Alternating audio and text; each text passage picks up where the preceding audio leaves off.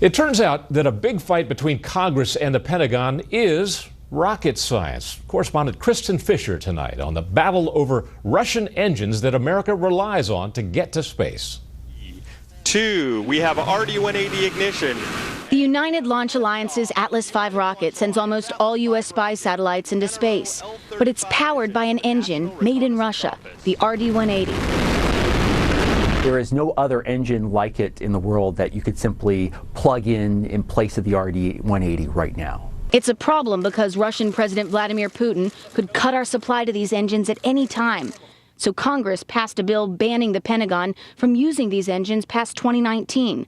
But now the Pentagon is asking Congress to reconsider. Agreeing to the administration's request endorses another 8 years of Russian rocket engines and over $300 million for Vladimir Putin and his cronies. Republican Senator John McCain said last week the U.S. no longer needs the Russian engine because we now have an alternative made in America. SpaceX's Falcon 9 rocket, which was certified just last month to launch national security payloads. Those who say that U.S. engineers can't compete or that continued foreign reliance is the only way forward are wrong. The Pentagon and the ULA agree the U.S. must end its reliance on Russian engines.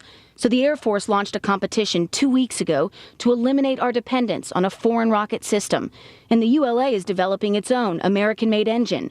But both the ULA and Air Force replacements are still years away from being ready. Until then, the ULA says it needs 14 more RD-180s.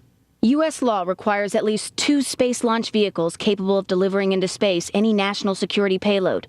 Right now, that's ULA and SpaceX, the kind of competition that will finally set the U.S. free from the RD-180. Good, healthy competition here in the United States. So as it was during the Cold War, Russian aggression is now fueling U.S. innovation in space. But something has to change, and soon, because U.S. spy satellites won't long be able to keep an eye on Ukraine if they have to be launched by a Russian engine.